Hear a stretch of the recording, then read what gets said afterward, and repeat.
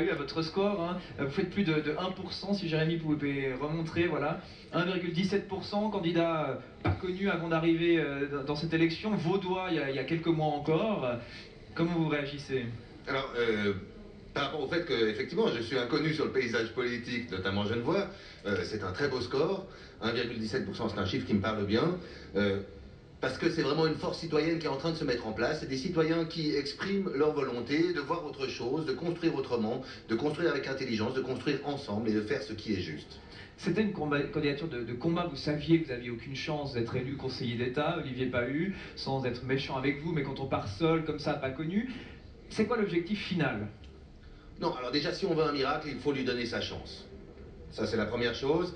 Maintenant, j'invite beaucoup plus de citoyens, effectivement, à se présenter, à faire cette force politique, ce débat politique. Je crois qu'aussi aujourd'hui, le débat qu'on a eu pendant ces 2 mois, il était finalement assez terne, assez morne. Et aujourd'hui, il faut qu'on élève ce débat pour aller aux vrais problèmes de Genève. Genève doit vraiment évoluer, d'où le mouvement Évolution Suisse, hein, la Suisse entière doit évoluer, mais Genève, c'est un cas encore très particulier en Suisse, et c'est là qu'on a cette opportunité vraiment d'avancer les choses, de faire évoluer les choses, et ça doit commencer. Les longs chemins commencent devant sa porte, je crois qu'aujourd'hui c'est un premier pas, ce n'est pas le dernier, manifestement on se dirige vers un 2e tour, et pour répondre à votre question, je ne vais pas me retirer pour le 2e tour. Donc vous ne disparaissez pas. Le magicien reste au second tour. Au contraire, voilà, j'ai mis l'habit de lumière pour continuer le débat, pour continuer la discussion. On a un bus Évolution Suisse qui est à Genève, que j'ai déjà réservé pour 3 semaines de plus, parce qu'on est proche des citoyens, on écoute les citoyens, on est vraiment à l'écoute des citoyens, et c'est avant tout eux qui parlent, c'est pas vraiment moi. Je suis qu'un porte-parole, et je rappelle que dans la Constitution, l'autorité suprême, c'est le peuple. Tous les mandats politiques ne sont qu'une délégation de ce pouvoir. Vous avez même poussé la chansonnette, hein, pour cette campagne, on a pu voir sur les réseaux sociaux On a fait différentes choses, ouais, plus ou moins bien. Mais vous êtes quelqu'un qui aimait le feu des projecteurs, vous êtes souvent sur des plateaux de télévision, vous aviez fait à l'époque la France a un incroyable talent, là vous vous présentez, vous avez fait les élections au Conseil des États, sauf erreur dans le canton de Vaud, là les élections au Conseil d'État de Genevois, en fait vous êtes attiré par les caméras, par les lumières, Olivier Pahu. Non, je suis attiré par l'humain. C'est vraiment l'humain qui me plaît. J'ai fait 30 ans de magie, 20 ans en tant que professionnel. C'est la proximité de l'humain qui est vraiment une richesse, une beauté, et la proximité de l'humain divers. Cette diversité humaine qu'on a pu voir d'ailleurs dans cette campagne aussi, avec des candidats très différents, des soutiens très différents, c'est vraiment cette beauté, cette richesse, et cette démocratie, eh bien, faisons-la encore évoluer, elle n'est pas arrivée à son terme, elle est juste à l'adolescence maintenant, faisons-la passer dans l'âge adulte, notamment avec l'intelligence citoyenne, cette intelligence collective qu'on peut vraiment mettre en place, et que d'ailleurs on va mettre en place, quels que soient les résultats du 2e tour, elle est en place, elle est en train de se mettre en place, on espère pouvoir faire des annonces avant même déjà la fin du 2e tour. Restez avec nous, on va refaire un point sur les résultats avec vous, Jérémy. Alors, résultat au Conseil d'État, 1er tour, Fabienne Fischer en tête, 29,53%, suivi par le candidat indépendant et conseiller d'État en place, Pierre Baudet, 22,84%. Cyril Elod, le candidat soutenu par le PLR et le PDC, fait 15,71%. Yves Nidegger, le candidat UDC, fait 13,41%. Les 4 candidats qui suivent sont Michel Matter, Vert libéral, 9,38%. Morten Gieselbeck du Parti du Travail, soutenu par les jeunes POP, fait 4,89%. Olivier Pahu, Évolution Suisse, 1,17%. Et Yann Testa, que nous allons entendre, je l'espère, dans quelques secondes, fait 0,59%. En termes de stratégie pour le 2e tour, ce qu'on le sait, c'est que Morten Gieselbeck a annoncé sur l'élan bleu se retirer de la course et soutient à titre personnel la candidature de Fabienne Fischer. Voilà, et Olivier Pahu, qui lui a dit qu'il restait au second tour. On va vous entendre, Yann Testa, on ne vous a pas encore entendu, déjà une réaction à votre score de 0,59%. D'abord, j'ai souri quand j'ai vu le score, parce que, évidemment, 0,59% face aux autres, instinctivement j'ai rigolé, mais c'était pas une moquerie contre moi-même, mais c'était vraiment gentil. Je peux me le permettre, hein, c'est mon score à moi, hein, après tout. Si on regarde les voix peut-être, alors regardons les voix, 731 voix, alors il manque encore les bulletins à l'urne, peut-être vous atteindrez 800, 900. Écoutez, pour 2000 francs de budget de campagne, le fait qu'on ne me connaisse pas, et qu'en plus mon petit parti, voilà, il n'est pas assez connu non plus. Je pense que ça aurait pu être pire, on peut toujours voir ça de manière positive. Après, on savait que tout le monde savait que mon score n'aurait pas été mirobolant. Le but c'était plutôt d'être exposé médiatiquement, de faire valoir mes idées, de montrer qui je suis. Après, on sait très bien qu'à Genève, ils votent toujours pour les mêmes, même ceux qui sont en échec.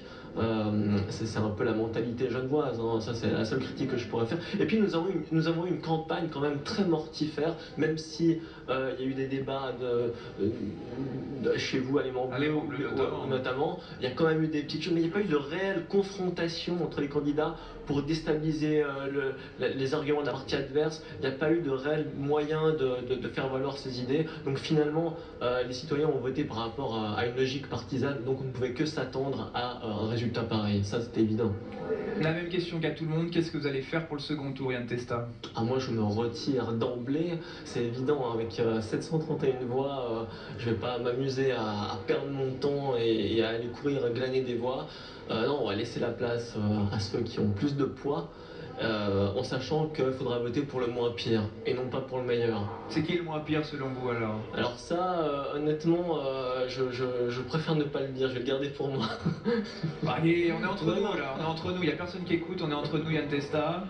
Non, ça c'est des choses du privé. Pierre Maudet.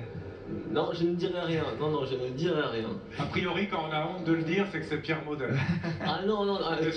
Non, ça c'est un peu le genre qui ne dit mot consent. Non. L'homme dont il fallait pas prononcer. Je ne vous laisserai pas me faire dire ce que je n'ai pas dit. L'homme dont il fallait pas prononcer le nom. Parlons quand même un tout petit peu du score de Pierre Maudet. Ça m'intéresse d'avoir votre avis. Déjà, Michel Matter, on voit là un PLR qui vaut plus grand chose, qui est complètement divisé entre on va dire les radicaux, les libéraux, mais pas que. Non seulement le PLR, mais l'entente. Hein. C'était un candidat Cyril Hélène, PDC, PLR. Hein. Donc c'est un score, si on regarde en pourcentage, hein, qui est faible. Hein. C'est 15%.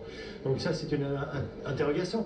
Ensuite, les caméras, les journaux, tout a été mis autour du procès, hein, ce que je comprends, hein, parce que c'est une affaire qui traîne depuis longtemps. Demain, on devra avoir le rapport, ou en tout cas mercredi, savoir un tout petit peu ce qu'il y a à l'intérieur du rapport. On verra l'impact aussi que cela peut avoir. Mais les gens se sont mobilisés, les gens ont voté, les gens ont choisi. Ça, c'est important. C'est pas une élection où les gens, on a 30% de gens qui ont voté. On a vraiment beaucoup de monde qui a choisi. Et Pierre Maudet a fait campagne. Il a fait campagne avec ses armes. Et puis, les Genevoises et les Genevois l'ont soutenu à pratiquement 23%. C'est clair que la dernière fois, il avait fait 50 000 voix, il avait fait 40%. On voit qu'il y a eu un réel impact aussi par rapport à son propre score. Tout est possible à Genève, on le sait, plus qu'ailleurs en Suisse. Mais est-ce que dans une configuration actuelle, avec les scores qu'on a là au premier tour, vous pouvez imaginer Pierre Maudet réélu? Vous savez, il y aura des débats, il y aura sur plusieurs chaînes, plusieurs radios, à l'Aimant Bleu, il y aura des débats. Donc ça veut dire que du moment où vous avez 2 candidats ou 3 candidats ou 4 qui seront autour de la table, là il y aura un débat d'idées face à face, les yeux dans les yeux si j'ose dire, et ça c'est quelque chose qui est quand même différent, parce que c'est plus de réciter en fait ce que l'on fait, c'est vraiment d'être là et d'être idée contre idée, et ça peut changer. Après il y a la question de l'expérience, et là Pierre Maudet a une réelle expérience. Un mot, Morten Giselbach, sur le score de Pierre Maudet. Objectivement, je ne comprends pas très bien qu'il ait réussi à faire un score pareil. Et je pense que les gens ne se rendent pas tout à fait compte de ce qui va se passer s'il est réélu, parce que ça va être une crise grave au sein du Conseil d'État. Demain, il y a le rapport qui sort sur sa gestion du personnel. Il sortira mercredi, le rapport. Mercredi dans la presse, voilà. Mais bon, il sera terminé demain, finalisé demain. Voilà, je ne sais pas quoi dire de plus, sauf que ça me semble extrêmement problématique et dangereux s'il devait être réélu. Un mot aussi, Yann Testa, sur le score de Pierre Maudet. Déjà, on sait qu'il a mis 50 000 francs dans la campagne, d'autres ont mis 50 000, donc on voit la différence entre ceux qui ont mis le même montant et lui il a fait plus, donc la personnalité a pu jouer. Et puis il y a aussi eu le fait de la semaine judiciaire, il y a eu les médias braqués sur lui pendant une semaine. À mon avis, sans aucun doute, ça a eu un effet positif sur le fait de la publicité gratuite, on a été désavantagés. Pas forcément moi, mais plutôt les autres. Donc du coup, on voit très clairement qu'il y a eu une influence. On ne savait pas s'il y aurait eu une influence, Et pour moi, ça a clairement été le cas. Olivier Pahu aussi sur Pierre Maudet. Alors de nouveau, c'est un cas un petit peu comique, hein, typiquement genevois. C'est un démissionnaire qui se représente, qui finalement fait appel au peuple, mais fait appel aussi aux autres candidats pour faire valoir sa candidature. Parce qu'il était tout seul à se présenter, forcément il n'y aurait que lui à élire. Donc publiquement, je lui ai invité à se retirer de la campagne, ce à quoi il n'a pas répondu pour l'heure, hein, mais voilà. Je trouve qu'on a beaucoup de démissionnaires, finalement, on a beaucoup de gens qui ont déjà des mandats dans cette campagne et qui vont devoir démissionner de leur mandat pour pouvoir accéder au poste auquel ils prétendent ici. Donc vous demandez à Pierre Maudet de ne pas se représenter au second tour. En 2023, je propose qu'il se représente en 2023, je ne veux pas du tout empêcher qui que ce soit de se présenter, mais comme il a créé cette élection complémentaire, je trouve assez audacieux de sa part de se représenter directement. En 2023, ce serait le bon moment pour lui, le bon timing pour rentrer dans l'arène. Votre rêve, vous êtes en train de nous faire un tour de passe-passe, votre rêve c'est de faire disparaître tous les candidats de droite et c'est un second tour. Olivier Pahu, Fabienne Fischer. Mais écoutez, s'il faut un miracle, on fera un miracle. C'est pour Genève, c'est pour les citoyens, pour les enfants, pour notre avenir. Merci beaucoup avocat. Jérémy, vous allez nous rappeler les résultats quand même rapidement de cette élection au Conseil d'État. Fabienne Fischer en tête, 29,53%. Pierre Maudet, 22,84%. Cyril Hellon, 15,71%. Yves Lidegger, 13,41%. Nous avons ici l'équipe qui sera sur ce plateau dans quelques secondes pour réagir aux résultats qui sont tombés donc à 13h15, un petit peu plus tard que prévu. Michel Matter, 9,38%. Morten Gieselbeck, 4,89%. Olivier Pahu 1,17% et Yann Testa 0,59%. Et Valentin, peut-être aussi un tour d'horizon des résultats de la votation, des votations. Nous votions à la fois au niveau fédéral sur différents objets. Genève donc s'est clairement exprimé non à 50,93%.